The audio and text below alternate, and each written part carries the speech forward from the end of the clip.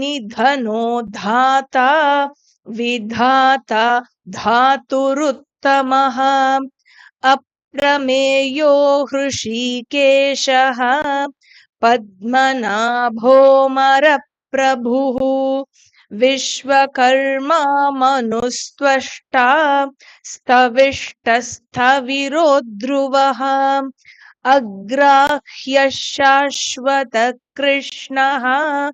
लोहिताक्षः प्रतर्धनः प्रभूतस्त्रिककुब्धाम पवित्रं मङ्गलं परम् ईशानः प्राणदः प्राणो ज्येष्ठः श्रेष्ठः प्रजापतिः हिरण्यगर्भो भूगर्भो माधवो मधुसूदनः ईश्वरो विक्रमी धन्वी मेधावी विक्रमक्रमः अनुत्तमो दुरादर्शः कृतज्ञः कृतिरात्मवान् सुरेशः शरणं शर्म विश्वरेता प्रजाभवः अहः संवत्सरो व्यालः अजः सर्वेश्वरः सिद्धः सिद्धिः सर्वादिरच्युतः वृषा कपिरमेयात्मा सर्वयोगविनिसृतः वसुर्वसुमना सत्यः समात्मा संमितः समः अमोघः पुण्डरीकाक्षो वृषकर्मा वृषाकृतिः रुद्रो बहुशिरा बभ्रुः विश्वयोनिःसृचिश्रवाः अमृतः शाश्वतस्थाणुः वरारोहो महातपाः सर्वगः सर्वविद्भानुः विश्वक्सेनो जनार्दनः वेदो वेदविदव्यङ्गो वेदाङ्गो वेदवित्कविः काध्यक्षः सुराध्यक्षो धर्माध्यक्षकृताकृतः चतुरात्मा चतुर्व्यूहः चतुर्दंष्ट्रश्चतुर्भुजः. Please repeat after me twice. भ्राजिष्णुर्भोजनं भोक्ता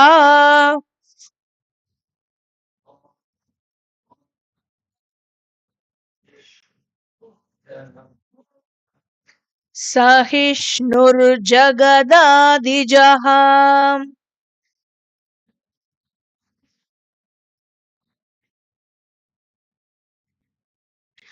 अनघो विजयो जेता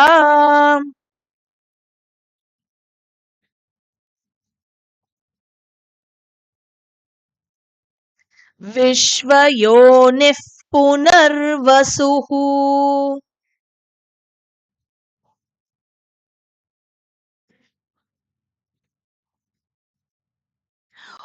उपेन्द्रो वामनः प्रांशुः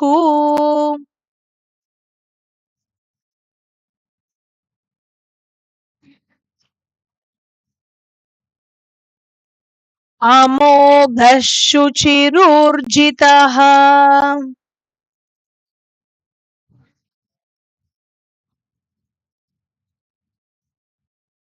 अतीन्द्रः सङ्ग्रहः सर्गो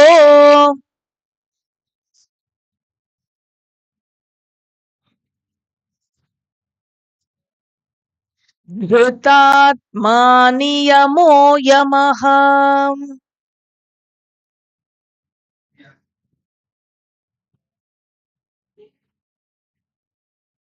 वेद्यो वैद्यः सदा योगी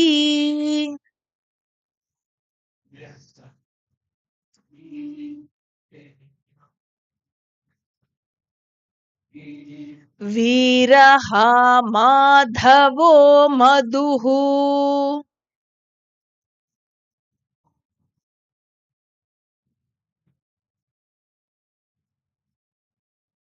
अतीन्द्रियो महामायो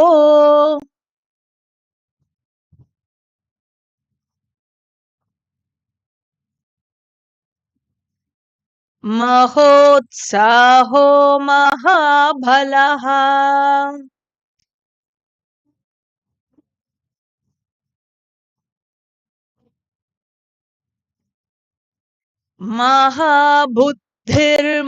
महाबुद्धिर्महावीर्यो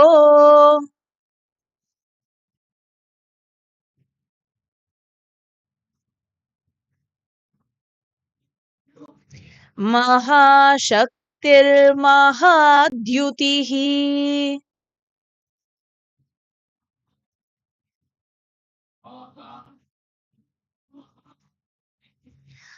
अनिर्देश्य वपुः श्रीमान्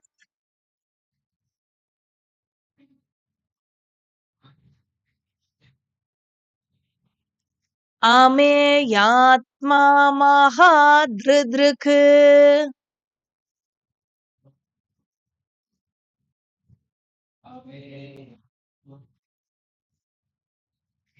महेश्वासो महीभर्ता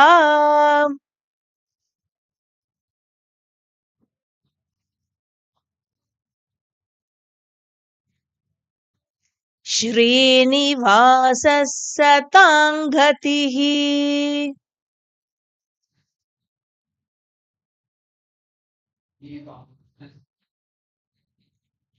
अनिरुद्धः सुरानन्दो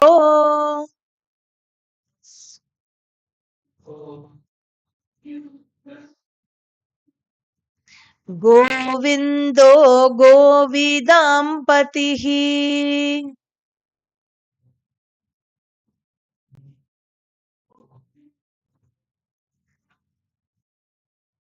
We will go to our class.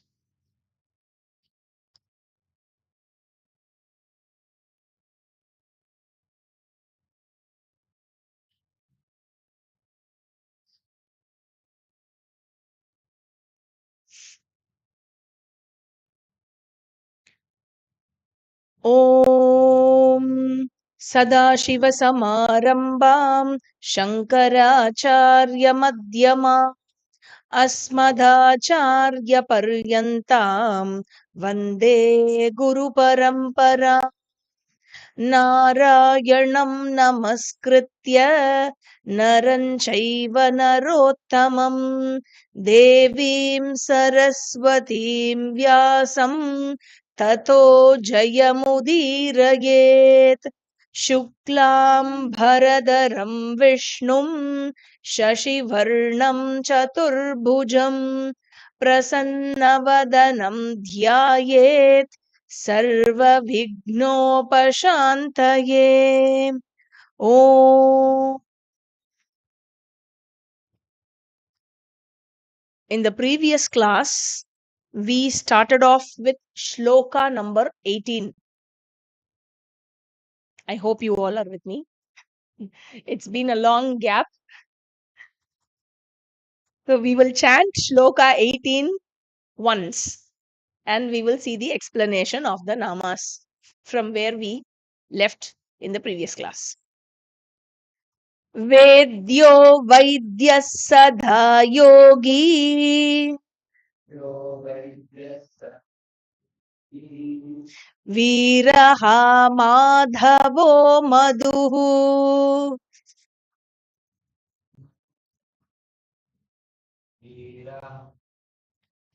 अतीन्द्रियो महामायो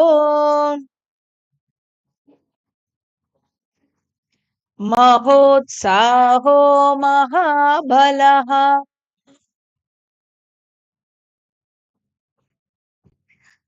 We saw that this 18th shloka has a total of 10 namas of Bhagavan, starting from nama number 163 to 172.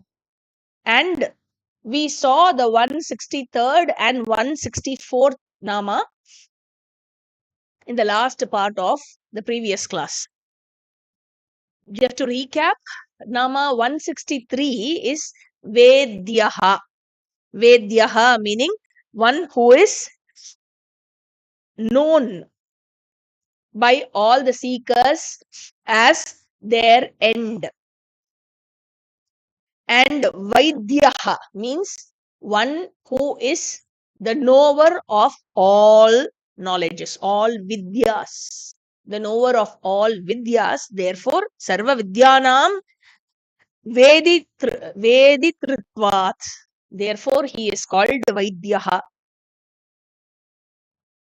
And we saw that in common parlance, the doctor is also called Vaidyaha because he has the knowledge, all the knowledge of the body, right? The entire anatomy. Therefore, he is called, supposed to have, right? Therefore, he is called Vaidyaha. 165th Nama is Sada Yogi. Sada Yogi. Sada Yogi means the one for whom everything is already accomplished. There is nothing more for him to accomplish. Shankara says, Sada Avirbhuta Swarupatvat. Sada Yogi. This is the explanation he gives. In Samskrita, the word yoga has many meanings.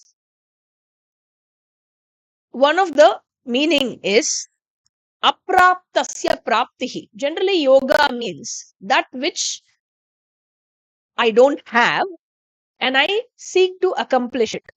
It could be good health. It could be the alertness of mind. Something that many people are missing today. Concentration, focus of mind. It could also be wealth that I seek. Therefore, I run after it and I seek to accomplish it. Could be status. It could be anything that is sought after. That is called yoga. Apraptasya praptihi. That which I don't have right now and I seek to accomplish it. Also, the means through which I accomplish the end. The end is called yoga. And also the means through which I accomplish the end is also called yoga. And the one who takes to yoga is called yogi. And we students who are committed to, who are committed to self-knowledge, this pursuit of knowledge, the sadhakas, right? You have prepared your mind for knowledge. You prepare or you work towards preparing your mind to acquire and to retain knowledge. So you are also called yogi.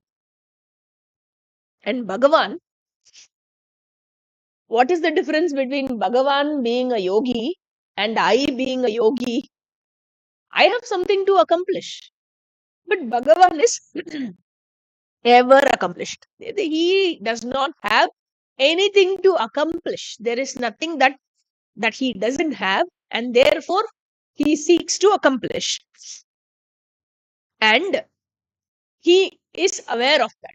In Swarupa, I am one with Bhagavan, right? My Swarupa is consciousness, and the Swarupa is Bhagavan is also consciousness, the limitless, infinite consciousness. And Shastra reveals that I am one with Bhagavan. I, meaning the real self, is one with Bhagavan. Therefore, what is the difference between my present self and Bhagavan?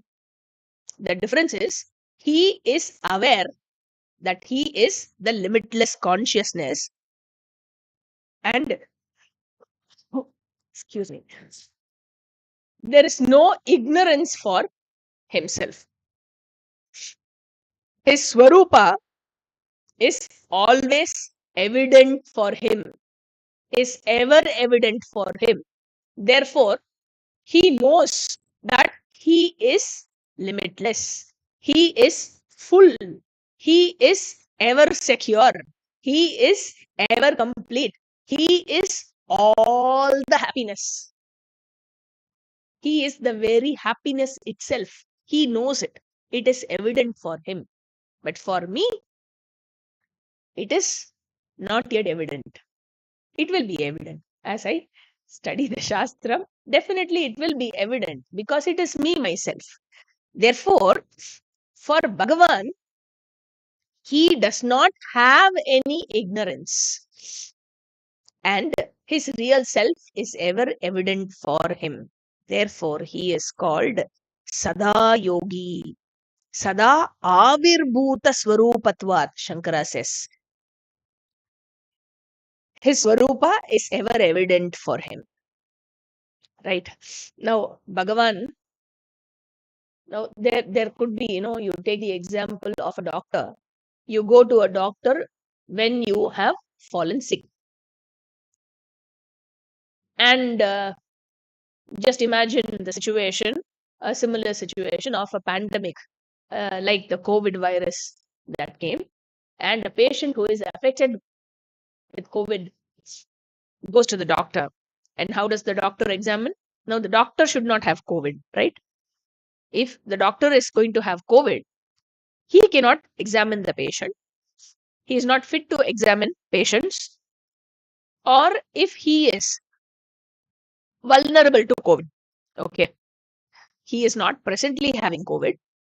But when he is examining the patient, there is transference of virus and he gets affected by COVID.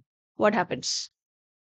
Right. So a doctor needs to maintain social distance and, he needs all the protection. And I don't know whether you have seen those doctors during the lockdown pandemic times when they were totally dressed like, the astronauts who go to the space. That's how they were dressed, covering their face and, uh, just to ensure that there is no transference.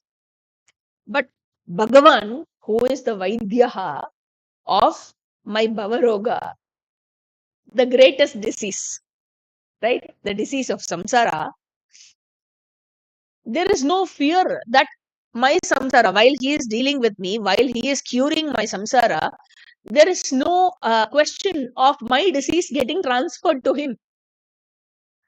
He is already free from that because he does not have ignorance of himself and his Swarupa is ever evident to him. Sada Yogi. That is the 165th Nama. 166. Viraha. This Ha is Hakara with Dirga. Okay, Ha. It is not Visarga. Okay.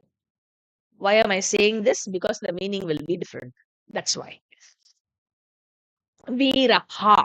Okay. This Nama comes totally for 3 times in Vishnu Sahasranama, as here the 166th Nama, then as the 741st Nama and 927th Nama.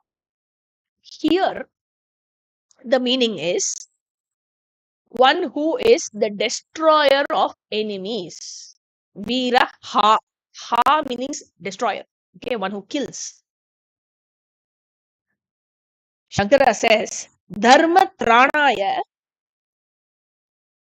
for the protection of Dharma, Asura Viran Hanti iti Viraha. The one who kills the Asura Viras, Hanti. Therefore, Viraha. You may recall the Nrisimha Avatara, where he took the form of the lion's face and human body, and he came to kill Hiranyakashipu. You may recall Rama Avatara, you may recall Krishna Avatara, where not one but many asuras, many rakshasas were destroyed, were killed. Bhagavan aims at killing adharma. The aim is to defeat or destroy the adharma because he is the one who protects dharma. Therefore, opportunity is given to the adharmi to correct himself first. Bhagavan will keep giving as many opportunities as possible. And where that person is not willing to correct himself, is not willing to change, there is no other way of protecting dharma than killing the adharmi itself. Therefore, Bhagavan resorts to killing the person. By killing the person, he does not intend to kill the person. The intention is to stop the adharma happening, to protect dharma. Now, my question can be, who is called as an enemy? Who is an enemy? My enemy is the one who throws obstacles in my way, right? The one who does not allow me to live peacefully.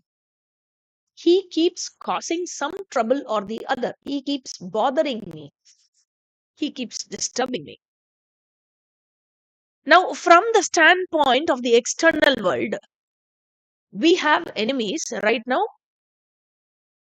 There has just been a ceasefire that has been signed. So we have enemies who keep firing across the line of control, who keep sending drones, who keep throwing bombs, who keep killing innocent people, right? Therefore, will Bhagavan come to destroy them? He will definitely come if you pray.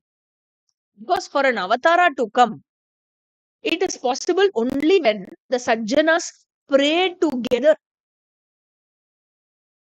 Therefore, it is important that in Puranas we would have seen the story where before an avatara happens, all people pray that the adharma should stop, the adharma should be destroyed.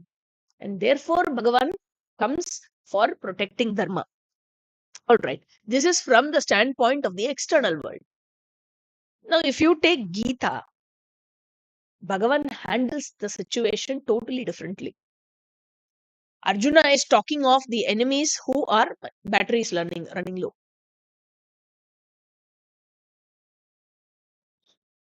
Yeah. Yeah, fine. Bhagavan is talking of, Arjuna is talking of the enemy who is standing right there in front of him. And he is telling all my enemies are my own people, my dear people. And that is why he initially does not agree to fight. And Bhagavan indicates, in the course of teaching, Bhagavan indicates that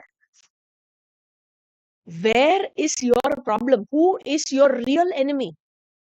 In fact, Arjuna asks the question, and it is in response to Arjuna's question in the 3rd chapter, where Arjuna asks, now I know what is dharma, I know what is adharma. And who is that person who is sitting inside me and who is constantly prompting me to do adharma, even though I know that it is adharma and it should not be done? Now, who is that person who is leading me, who is persuading me to choose adharma? Why is that one is given to adharma? Why is that one? I mean, don't people know that it is wrong to kill? Don't people know that it is wrong to hurt? Why is that they are given to adharma? Why? Who is the one who forces them to take pursuit of adharma? Bhagavan replies, Kama yesha krodha yeshaha rajoguna samudbhavaha mahashano mahapapma vidyena meha vairinam. Hey Arjuna, your enemy is not outside. He is sitting inside. The real enemy is sitting right inside you in the form of your desires, of which you are conditional upon, right? You have conditional desires, and because of which, because of the desires being conditional in nature, when they are not satisfied, when they are not accomplished, they take a different color. That is called krodha, anger, desire in a different form. Unfulfilled desire take the form of anger. And you know what happens after that, right? Therefore, this is what Bhagavan tells finally at the end of third chapter. He says, Evam buddhe param buddva samstabhyatmanamatmana jahi shatrum mahabaho kamarupam durasana. He says, Arjuna, get up and fight, because your real enemy is not outside. Your real enemy is inside, who is stopping you from fighting, who is stopping you from walking the path of your duty, from walking the path of dharma. Therefore, fight the war and take to your dharma.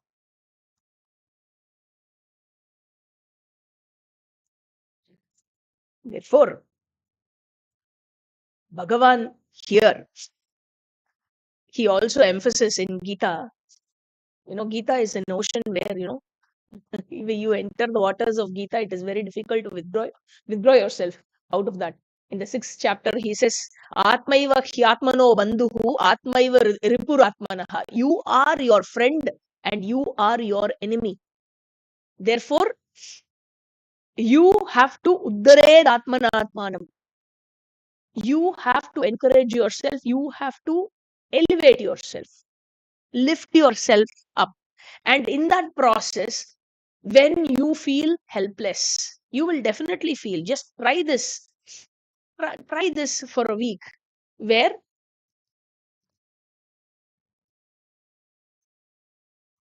you decide that you will not be angry. Okay, you are not going to show anger on anybody. Just take this as a tapas for 1 week. You will see what failure is. Okay, and when you are helpless, if you are a person who gets frustrated very, very quickly, tell yourself, I am not going to get frustrated at all for the next 1 week.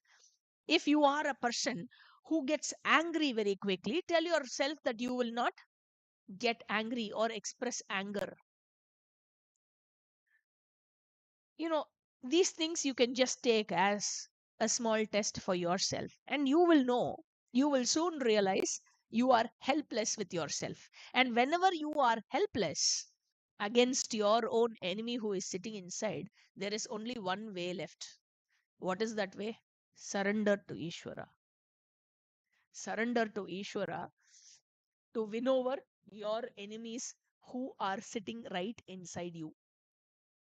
That is why when we light the lamp, we chant this shloka: Deepajyotir Parabrahma, Deepajyotir Janardana, Deepo Haratume Papam, Deepajyotir Maheshwaraha. Shubham Karoti Kalyanam Arogyam Dana Sampadam. This line is important. Shatru Buddhi Vinashaya, Deepajyotir Namostute. We don't pray for Shatru Vinashaya. I don't pray that my enemies should be destroyed. What do I pray? The inimical tendency in me has to be destroyed. The asuric tendencies in me are the real enemies who are to be destroyed. Is it okay on YouTube? Or is it on open recording? இல்லை எடுத்துட்டியே அதுக்கு தான் கேட்டேன். Therefore, pay attention to your tendencies. If you have a tendency of you know of being miserly, you don't like to share things, yours is yours, a little selfish, you don't like to share, you don't like to give. If you see that it pains you to give somebody else, therefore you have to forcefully develop the tendency of giving. First, make it deliberate. Dhanena adhanam tara. You cross over the tendency of adhanam by giving dhana. Akrodena krodam tara. I think that is self-explanatory. Satyena anritam tara.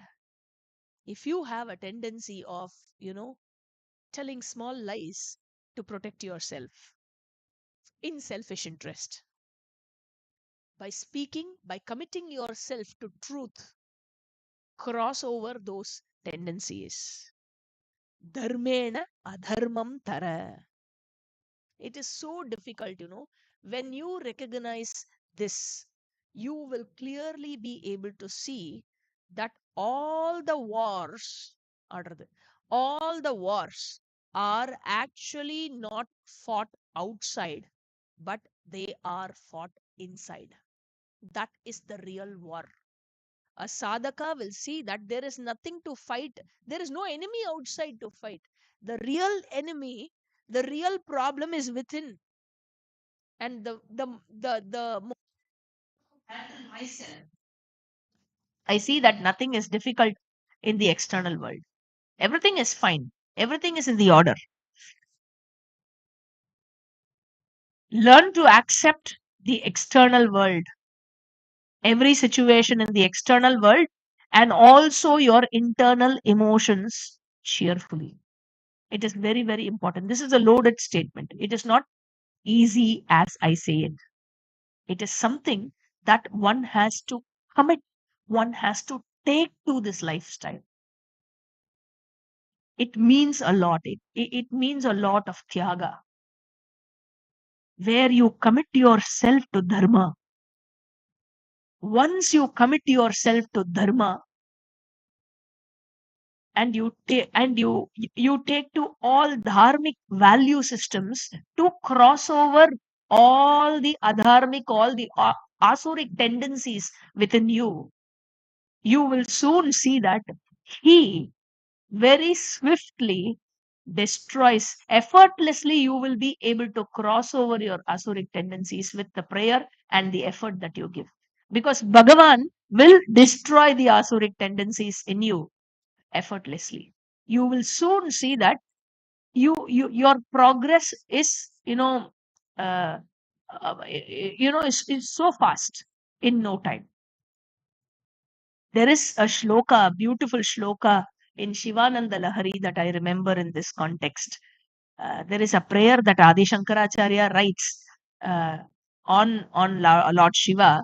He says, you know, he describes like talking to Shiva. He says, "You are sitting in, where do you sit? In Kailash, right? And in the Himalayas, on the snow-clad mountains. And how is the temperature there? Very cold, right? So you're sitting in a place that is so cold, freezing cold, and you are not wearing any shirt, right? What are you wearing? You are wearing snakes on you, which are cold-blooded animals. Okay, so already the temperature is cold, and there are so many snakes running on your body, and you have decorated your jata with the moon, which itself is very cold, right? So there is added cold that you are experiencing, and above all, there is Ganga inside your jata, right? Who is again very, very cold. So now you must be feeling extremely cold in this condition on the Himalayas with snakes on you, with the moon, and with Ganga on your head. You must be feeling very cold. So he says, let us know, like a bhakta, like how a bhakta prays, he says, now let us get into an agreement. You are feeling very cold. Now you need a place that is warm, that is lit with some fire so that you feel warm. So what I suggest, you come and sit in my heart. That heart which is already burning with kama, krodha, lobha, moha, madha, mascharya. So the moment you come and sit in my heart, you have the warmth of all this Agni. So you are benefited. And because you are in my heart, I will be able to win over all these enemies. right? So this is a nice deal, a win-win deal, right? So one beautiful prayer that I remembered. Therefore, Bhagavan is Veeraha, the destroyer of enemies. 167. Madhavaha. This we already saw as the 72nd Nama, and it will also come as the 735th Nama. When we saw the 72nd Nama, the meaning of Madhavaha was seen as the consort of Lakshmi Devi, the husband of Lakshmi Devi. Ma means Lakshmi and Davaha means the Lord of Lakshmi. Here in 167, Madhavaha, Shankaracharya says, Mayaha Vidyaya Vidyayaha Patihi Madhavaha. Beautiful knowledge, beautiful meaning. Ma means knowledge. When we say Ma, it is knowledge. That's why we say Prama for knowledge and Pramanam for the instrument of knowledge, right? So, Ma is knowledge and Davaha is the Lord, right? So, the Lord, the knowledge of the Lord, okay? The knowledge of Harihi and the knowledge of Brahman, meaning Brahma Vidya. And he being the Lord of all knowledges, he is called Sarvagnaha, and he being the Lord of all knowledges, which includes Brahma Vidya, both Paravidya and Aparavidya, all the secular sciences and also the sacred sciences, right? Therefore, he is the Lord of all knowledges, and therefore he is Madhavaha. And in fact, it is because of his grace, only his grace, that one gets the ability to gain this knowledge. One gets a situation that is favorable to study Shastram. The interest, the situation, the environment, the ability to sustain in the study, and the ability to grasp and retain the study. It is only because of the grace of Ishvara and, of course, the effort of the sadhaka. So, without him, there is nothing that we can do. Madhavaha. 168. Madhuhu. Madhuhu, meaning one who is desirable like the honey, who is so sweet, right? Honey is so sweet. That's perhaps why in the West the spouse is called honey. So at least we remind, the spouse is reminded that you are supposed to be sweet, right? When you call honey, I don't know how they fight calling with that name, honey. I don't know how it sounds like. So here Shankara says, Yatha Madhuhu Param Preetim Utpadayati. He says, the one who is the giver or the source of great joy and satisfaction. And that is why he is called Madhuhu, like the honey. No? It's so it's filled with joy and satisfaction when you get to taste good honey, real honey. And when you are with God, the subtle meaning here is, when you are with God, you are yourself. When you pray to God, there is no faking there, right? You are yourself, and you also feel that Bhagavan accepts you as you are, and that is why you like him a lot. Why do you like Bhagavan a lot? Because you know and you feel that he accepts you as you are. And why do you feel so? Because for you, your own self is the most dearest or the sweetest in this world. When somebody accepts you as you are, the person you are in love with accepts you as you are, you also love that person, right? And when you are a person who is very pleased, whenever you feel pleased, whenever you feel accomplished, You discover a joy in you, right? Which is your very nature. The joy, the happiness, the feeling of fullness, right? You feel full, you feel complete, you feel accomplished. That is your very nature. That is the nature of yourself. And therefore, you like yourself a lot. You like being pleased, right? You like that pleased self in you.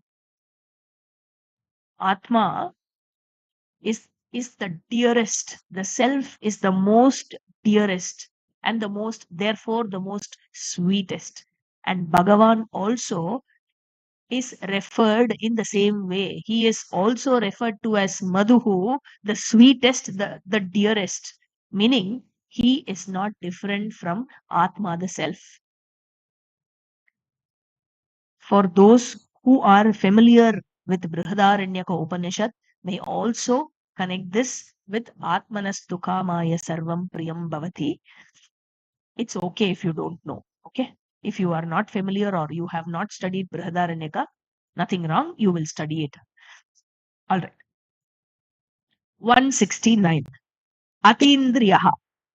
Atindriyaha, Shankara says, Shabdadi Rahitatvat Indriyanam Avishaya iti Atindriyaha.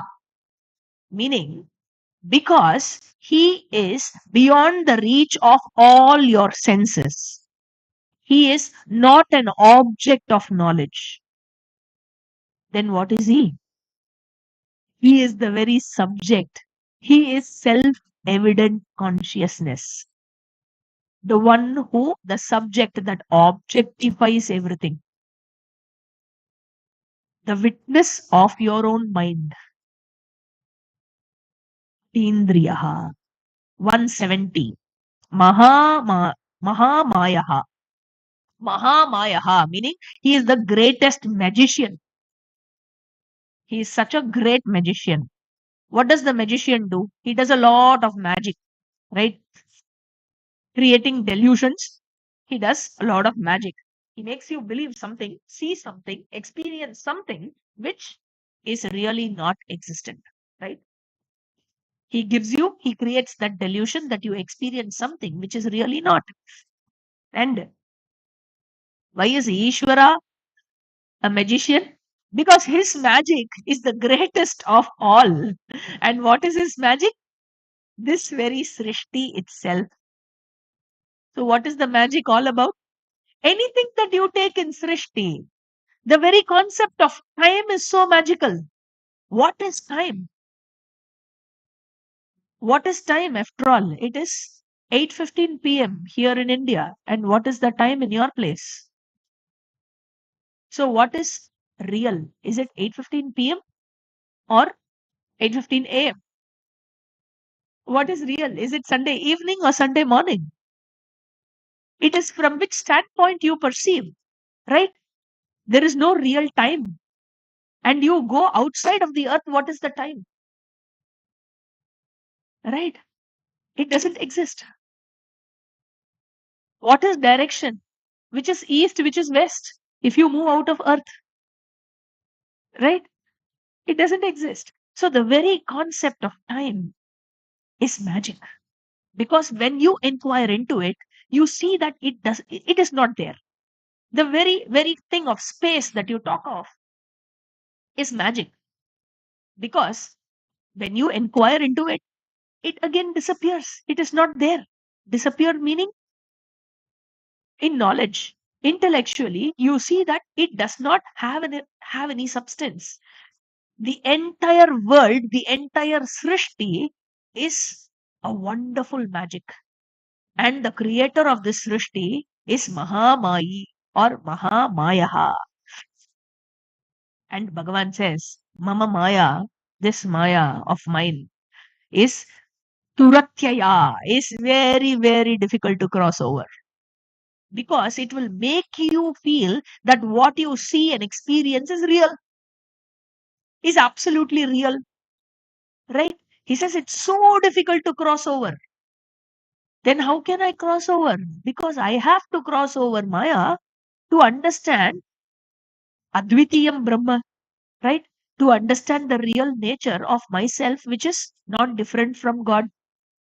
So, how do I cross over Maya?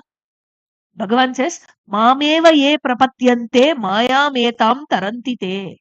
Ye mam prapatti te taranti. The one who surrenders to me, who commits a life that is filled with me, crosses over Maya. Therefore, 170 Mahamayaha, 171 Mahotsaha. Mahotsaha means one who is of great enthusiasm. Shankara says, Jagad Utpatti Sthiti Layartham ut, Utyuktatvat Mahotsaha. Bhagavan is never tired of creating, sustaining, and resolving Srishti. He is never tired. He is all enthusiastic. And his enthusiasm also does not vary. It is not that he is high on enthusiasm and little low and, manages to keep it high again. No. It is only us. You can't keep doing something continuously every day. When you change your job, it is nice on the first day. It could be nice after you start getting work. It could be interesting when you are given a challenging project. But later on, monotony sets in, right?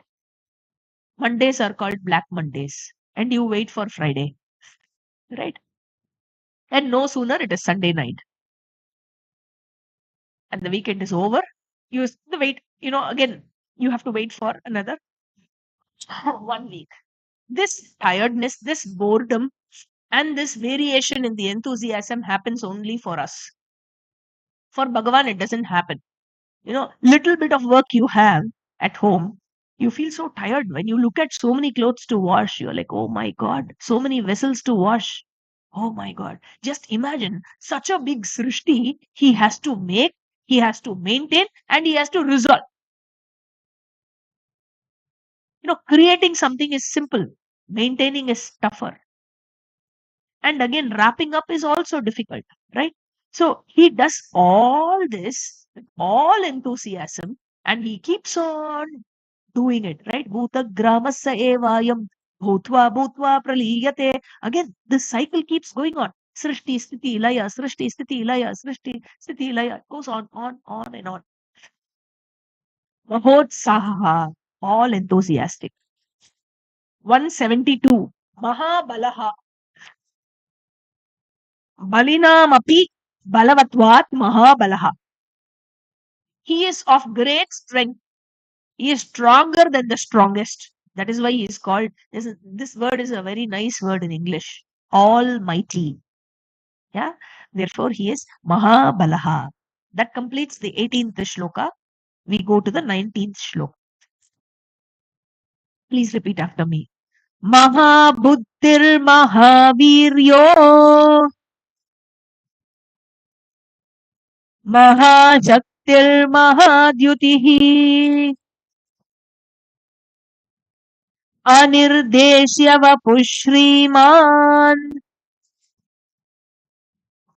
Ameyatma Mahadridrik. So in this 19th shloka, we start from the 173rd nama and it goes up to 180th nama, which means it has 8 namas in all. 173rd nama. Mahabuddhihi. Mahabuddhihi means highly intelligent. The one who is very, very, very, very, very, very, I can go on and on. Okay, intelligent. Meaning his intelligence has no limitation at all. Buddhimatamapi buddhimatvat mahabuddhihi. He is the intelligence behind the entire Srishti that we know. Bhagavan says in the Gita, just like how Bhagavan says in the 10th chapter of Gita, Buddhir buddhimatamasmi tejas tejasvinamaham. He says, I am the intelligence of all the intelligent people. Wherever you see intelligence, You see somebody being really, really smart in their thinking, in their work, being efficient, all that intelligence, and you see yourself being intelligent. Yeah. When you find somebody else more intelligent, it could there is a possibility of feeling jealous of comparison. And when you see your own self being very intelligent, there is a possibility of developing garva, right? Pride.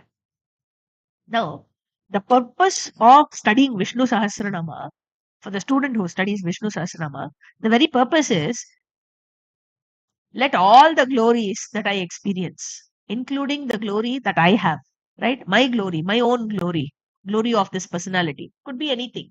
All those are whose glory? They are the glories of Ishvara. Because without him, my faculties are not going to function as they are, right? They function as they are because it was given to me by Bhagavan. All glories belong to him. Anything that I have, anything that is great about me belongs to him. And as you develop this attitude, you also get to see that any glory that you experience in anybody belongs to Bhagavan. So, where is the question of comparing myself with somebody, feeling high or low, feeling inferior or superior, feeling jealous or otherwise? So, there is no question of kama, krodha, lobha, etc., etc. This one drishti, that every glory is of Ishvara, and all that I see and experience is nothing but Ishvara in different form, Vishwarupa. This very drishti, recognizing this fact. See, initially this fact has to be assimilated deliberately, or I can't say assimilated. Uh, this recognition has to be brought to cognizance, to be brought to my understanding a little deliberately, right? You have to give some effort, and then it becomes habitual, or it becomes natural for you, that you start seeing this fact that everything is his glory. Nothing belongs to me, and if at all something belongs to me, that can only be my misunderstandings, my misconceptions, my anger, my frustration, whatever, which are totally different from the fact, right? So only that is my contribution.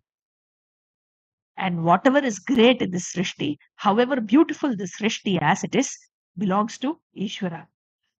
So this should be the outcome. Sorry. This should be the outcome of the student of Vishnu Sahasranama. 174. Mahaviryaha. This 174, 175, and 176, you will find them that they are in a row. Okay. Mahaviryaha. Mahaviryaha means one who is of great power. Mahat utpatti karanam maya lakshanam viryam asyeti mahaviryaha. Shankara gives the definition for this word.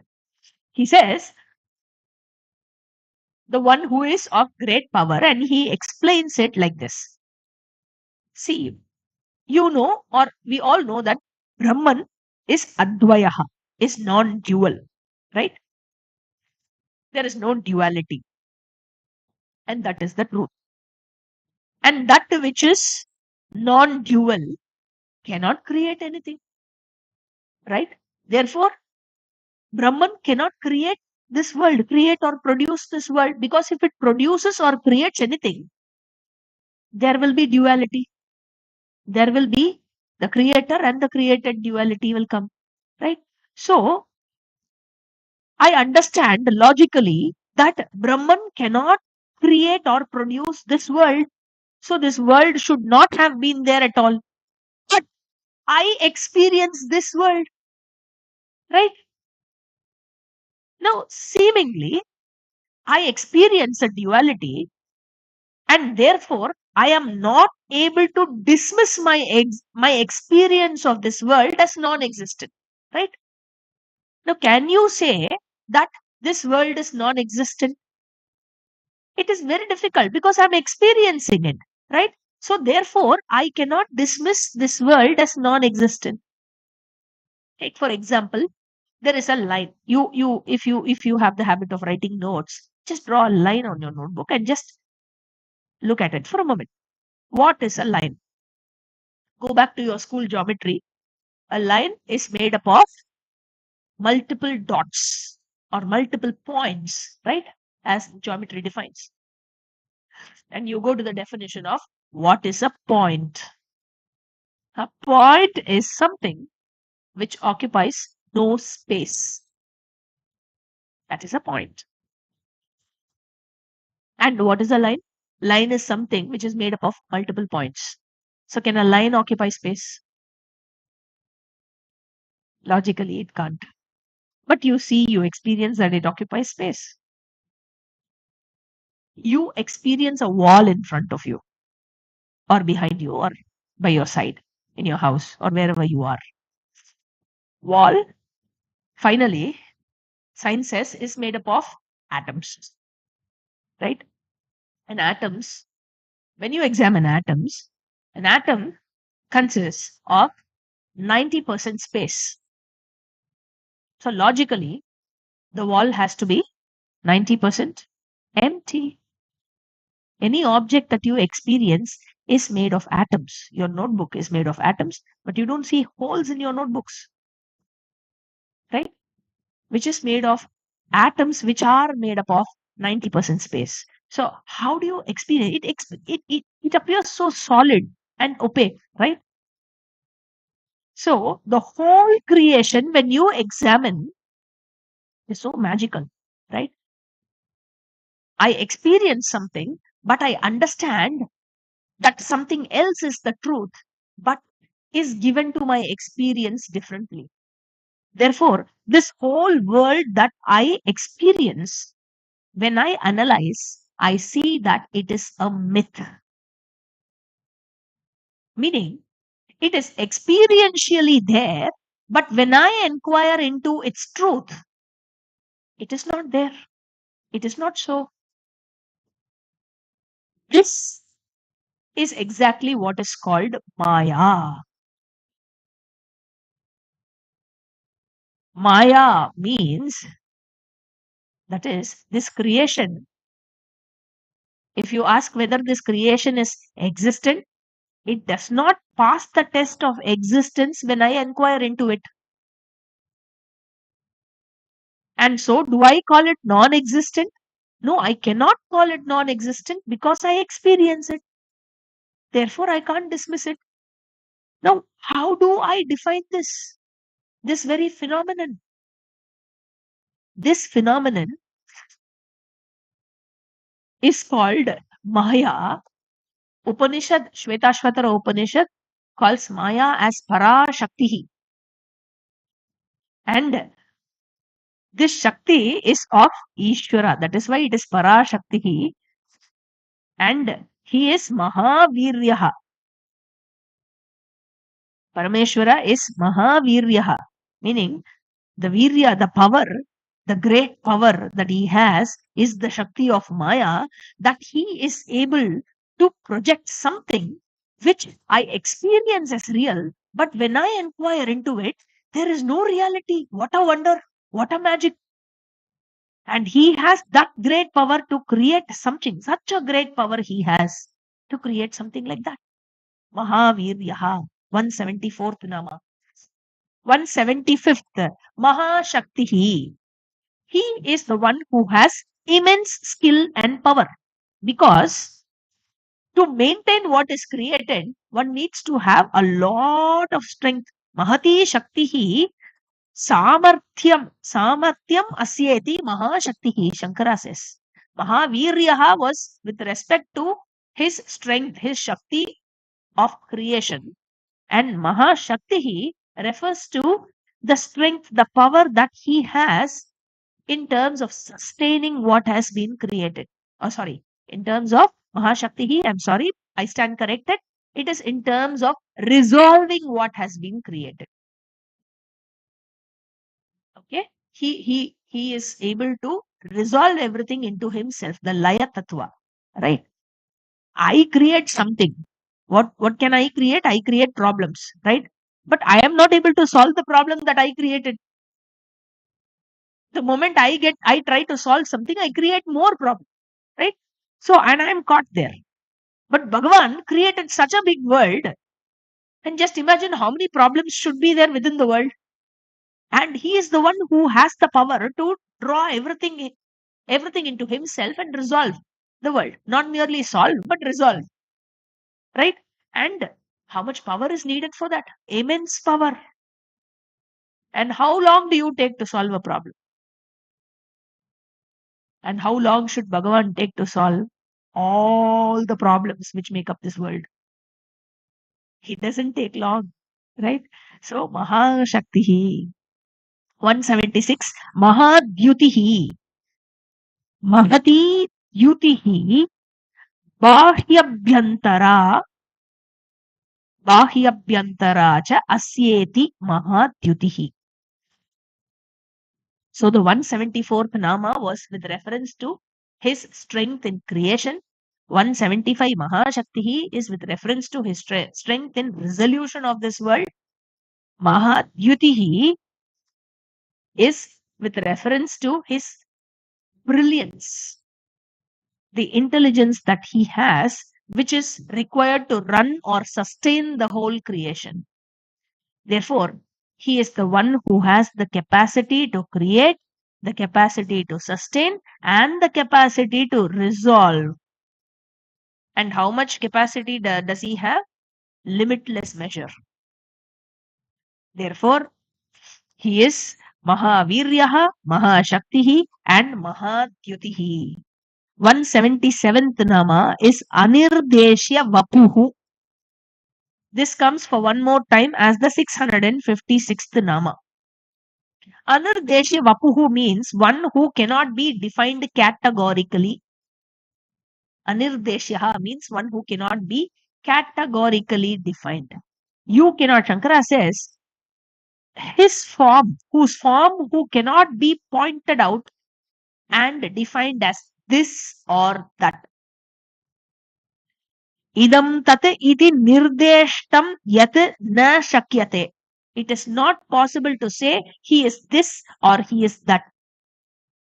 He is formless and therefore he cannot have a form, right? But we say he appears as this Jagat, which means he has all forms.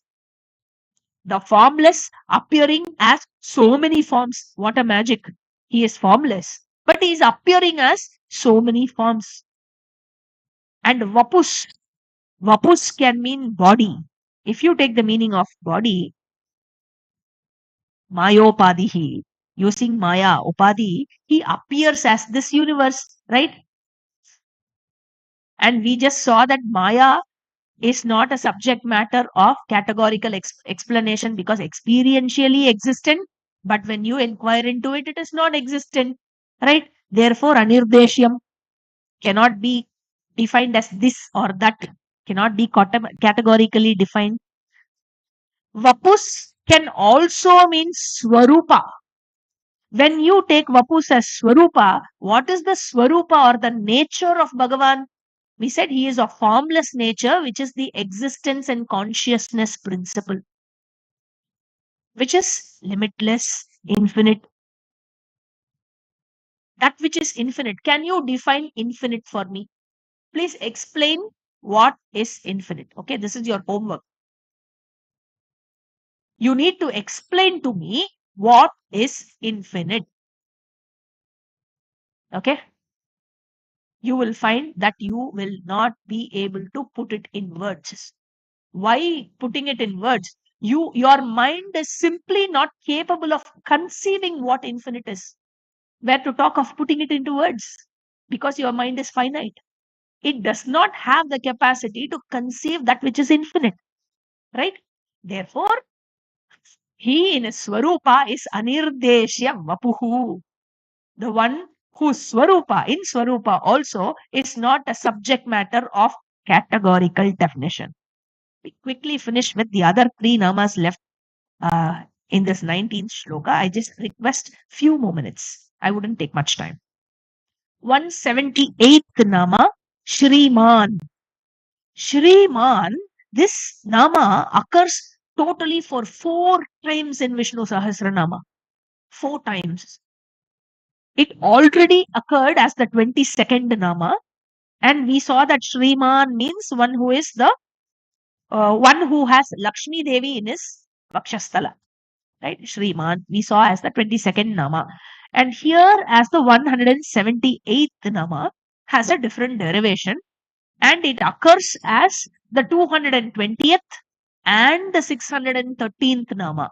All 4 different derivations, 4 different meanings. Okay. I sometimes wonder that the knowledge of Shankara itself seems to be limitless. Okay. Shriman in 178. Here Shankara defines Aishwarya Lakshana Samagra Shrihi Yasya Saha Shriman. One who has absolute overlordship. He is the Lord of all the lords in all the worlds. Absolute overlordship. Aishwaryasya Samagrasya. Right? Therefore, Shriman. 179. Ameyatma. Ameyatma is occurring for the second time. We already saw this as the 102nd nama, where we saw that whose form or manifestations are not measurable. Here, Shankara says, Ameyatma as the 179th nama. Here, Atma refers to Buddhi, one whose intelligence, one whose knowledge is not measurable. There, one whose form is not measurable. Here, one whose knowledge or intelligence cannot be measured. 180. Mahadridrit, meaning one who held the great mountains. Mahadridrik, the one who uh, uh, you know, uh, he sustained or he supported the great mountains. Now we are aware of this part in Krishnavatara, where in Vrindavan, Indradev was denied of Indra Puja, and therefore he got angry and he threw all the rains on Vrindavan. Right? So much of rains. So what Bhagavan did to protect everybody, and he also decided to show the world that he is Avatara, right? So he went and he lifted up Govardhanagiri in his little finger, and he held such a big mountain. I don't know whether you have visited Vrindavan to see how big Govardhan Parvat is. You have a parikrama also built around Govardhan Parvat. Just if you have time, if you have a plan for yatra, I would definitely suggest you to visit Mathura and Vrindavan. So you go around the Parvat, you see that it is such a huge Parvat, and this little Krishna lifted with his little finger. Just try holding a brick with your little finger. Okay? And he held it for a week. For one whole week, no rest. Okay? So that was, therefore, he is Mahadridrik. And again, in which avatara have we seen him supporting or bearing the mountain? In the Kurma Avatara, during Samudra Manthana, he took the form of a tortoise. When the Mandara mountain was, when the Manthana happened, at that time, he was the supporter of the mountain on his back, and he uh, made the Manthana happen between the Devas and Asuras, right? Therefore, again, he is Mahadridrik. Also, the meaning given is Brahmandam Dharati Drishati iti Mahadridrik. Not merely mountain, but this entire Brahmanda, this entire cosmos is sustained by him. He supports the entire cosmos, and therefore he is called Mahadridrik. So that completes the 19th shloka. So we will see the other shlokas in the upcoming classes. Om Purnamadav Purnamidam Purnat Purnamudachyate Purnasya Purnamadhaya Purnamevavashishyate. Om Shanti Shanti Shanti Harihi Om Shri Gurubhyo Namaha. Harihi Om. So we will meet for our next class at 5 a.m. Monday morning IST. Hari Om.